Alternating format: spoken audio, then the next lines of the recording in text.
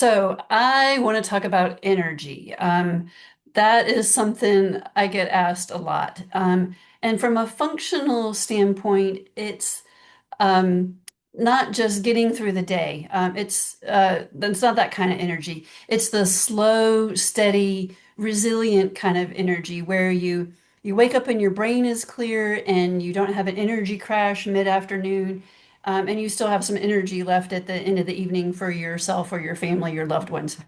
In functional medicine, we don't ask what stimulant can I give? What can we use to cover up the symptoms? It's why is your energy low in the first place? Energy is not something you add on top of a system, a health system that's already broken. It's about supporting your body's natural productions and giving it foundations and support. So let's start with the two biggest thieves of energy I see every day: sugar and cortisol. Cortisol is that stress hormone that steals today's energy. Cortisol is not bad. You need it to wake up in the morning, we get a little spike in the morning when we wake up. It helps us focus. It helps us respond to stress when we're sick. But the problem is chronic cortisol. Think about prednisone and steroids. So when cortisol stays high for a long period of time, blood sugar goes up and down. It's unstable. Sleep becomes shallow and disrupted. We actually get muscle breakdown. Thyroid signaling gets off, and mitochondria become damaged. And we're going to talk a little bit more about those energy factories called mitochondria. High cortisol gives you borrowed energy. You feel wired but tired, and you push through the day, but you pay for it later. Sources of chronic cortisol would be chronic illness, being sick, chronic infections, emotional stress, overtraining. So athletes that overtrain tend to have high cortisol. Poor sleep, not eating enough protein, skipping meals, and constant stimulation. And we're going to come back to that one too. So let's talk about the other thief of energy, which is sugar. How many of us have been told just eat more sugar, eat more candy, and you will have a little more Coca-Cola, and you'll have energy to get through. That is such a lie. Sugar gives us the illusion of energy, but it actually robs your cells of energy. So here's what happens. So you drink your Coca-Cola, your blood sugar goes up, insulin comes in to bring the blood sugar down, blood sugar crashes. Insulin's still hanging around and it causes inflammation. And more cortisol is released to rescue you because you're inflamed, and then you need more sugar. So you eat sugar, caffeine, and it's just chaotic. And it's also not very efficient. So that roller coaster exhausts your adrenal glands, the mitochondria, the little energy factories. It exhausts your brain. And over time, your cells become less efficient in making energy at all. So functional medicine is not anti-pleasure. Of course, we're going to have some occasional treats and holidays and birthdays. It's just we want to focus on less chaos. We want stable blood sugar, stable energy. And that's our goal here, is stable energy. So now let's talk about something else that modern medicine doesn't usually talk about, and that's dopamine. Dopamine, the chemical in your brain, from constant scrolling on our phones and social media. So that constant scrolling gives your brain a hit of dopamine. The brain likes dopamine. It likes novelty. It likes stimulation. But dopamine is meant for motivation and reward. It's not meant to be something we consume in our brain constantly. So when we get too much dopamine, it's overused, our focus drops. We wonder why we have so many kids with ADHD that are in classrooms on their scrolling on their phones. Motivation drops. Why would we be motivated to go out and look at the beautiful day and the leaves and the sun when we can get all the stimulation we need from our phone? Energy drops. Nothing feels satisfied. We're unhappy. We feel mentally exhausted but unproductive. So that's why I hear people say, I didn't do anything today except be on my computer and I'm so exhausted. I spend my day on a computer too, so I get it. So your brain is tired because it's working, because it's overstimulated. So here's some practical reset strategies, especially as we go into the new year. Often we talk about dopamine or electronic holidays. So maybe set yourself a goal. Maybe no scrolling for the first 30 to 60 minutes after waking up. Reserve that time for other activities and natural sunlight. Maybe your family wants to say no phones during mealtime. Have that as a social time to talk about what's happened in your day. Replace scrolling on the phone with sunlight or walking or breathing where your exhale is nice and long. And then think about one intentional dopamine activity per day that is not your phone, like music or exercise or creativity or coloring in a coloring book, something that gives your brain some sort of reward other than your phone. Energy improves when our brain can anticipate a reward. Think about training a dog. That's kind of like our simple brain. When it knows, oh, I'm going to do something fun this afternoon, I'm going to go listen to music or I'm going to go see a friend, we all get a little excited. We get a little energy, hope. So give your brain more of that. So here's the most important part. Energy is made inside your mitochondria, those little power plants inside of each cell.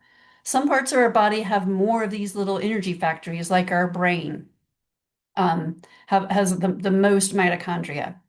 And if they are undernourished, or they're inflamed, or they've become damaged, no amount of caffeine is going to fix that. So, what damages mitochondria?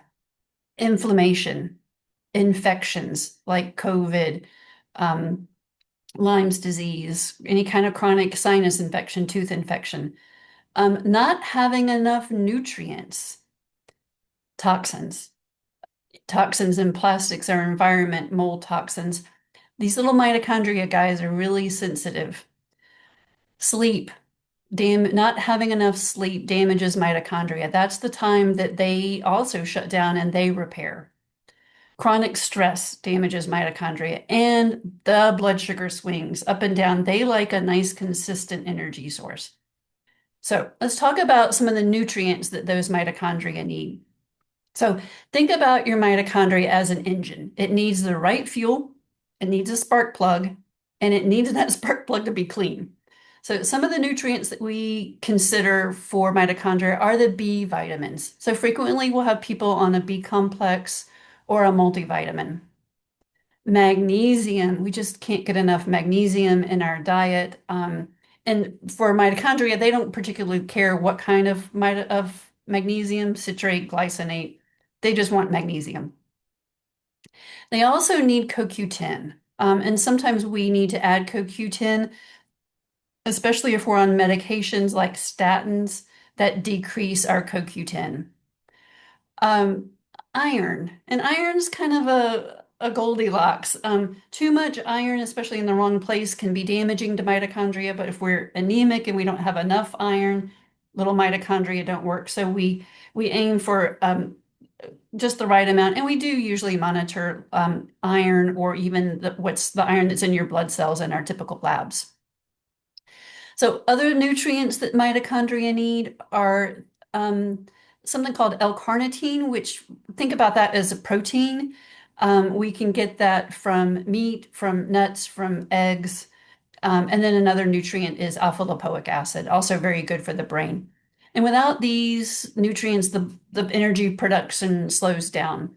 I always prefer food over a supplement. So if we need to talk about what kind of nutrients or food or supplements, we can also always do that during your visits. Okay. Remember, those are foundation. They're not stimulants. We always want to personalize your supplements and test whenever possible. Um, Let's talk a little bit about magnesium. It is recommended to take it daily. It supports the energy molecule. It helps calm cortisol. It helps with sleep. It helps muscles and nerve function. And again, there's different forms. It doesn't matter. Magnesium really needs to be taken daily because we just use so much of it. B vitamins, they initially, when people are really sick or tired, will start it daily, but then we like to try and get to where maybe you take your multivitamin every other day. Um, Supports the brain, supports the mood, and helps turn food into fuel. Especially needed B vitamins during times of stress. If you're older or if your gut's not very healthy and you're not absorbing it very much. We talked about CoQ10, especially if you're on statins, but as we get over the age of 40, sometimes we have to add this as well. Um, CoQ10 is especially good for the heart and muscle as well. Sometimes we use adaptogens. These are not stimulants, these are balancers, these are regulators, especially with cortisol balance. Some of the ones we think about are ashwagandha. And again, I'm not recommending people go in and start taking this. It might be something we'll talk about during a visit. Ashwagandha lowers cortisol and helps with sleep. Holy basil is also something I sometimes use that helps with blood sugar.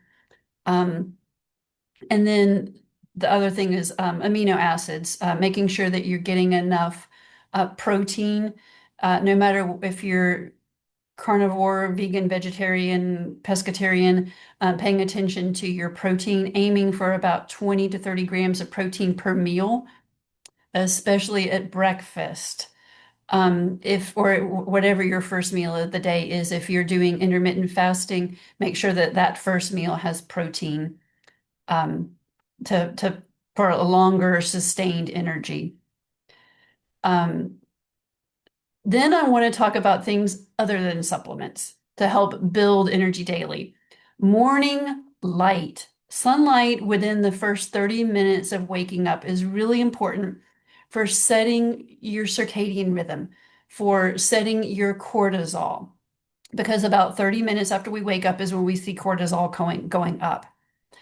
Morning sunlight also helps set our pattern for evening sleep, and it boosts our daytime energy. So morning into your eyes, first thing in the morning.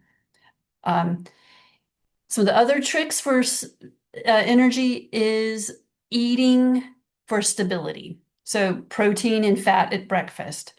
What we say is no naked carbs. So that means every time you do have a carbohydrate, carbs aren't bad, but make sure you pair it with a protein and a fat. Um, if you're going to have cracker, have cheese. If you're going to have apple, have cheese or peanut butter. So that's an example of pairing fats.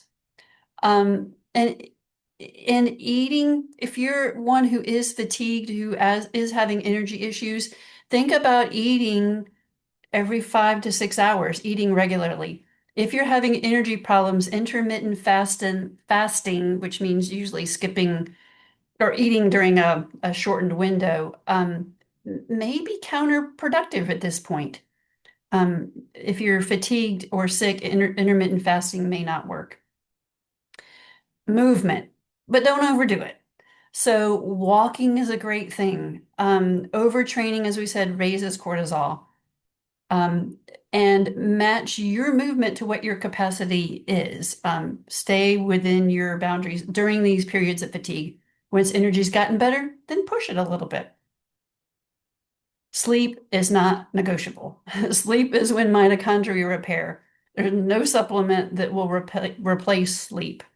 And I know that's a challenge, so sometimes we may need to talk about things to help you with sleep. So if you remember nothing else, remember this. Energy is not about pushing harder.